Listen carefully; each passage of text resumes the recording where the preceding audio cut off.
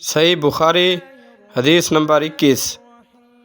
بسم اللہ الرحمن الرحیم۔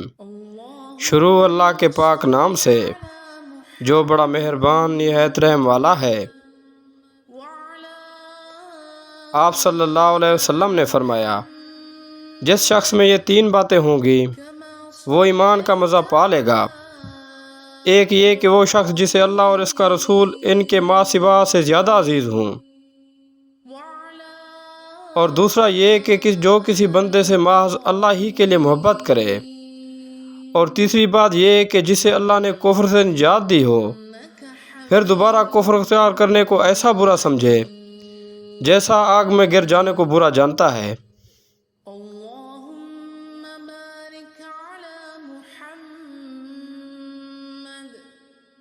وعلى آل محمد كما باركت على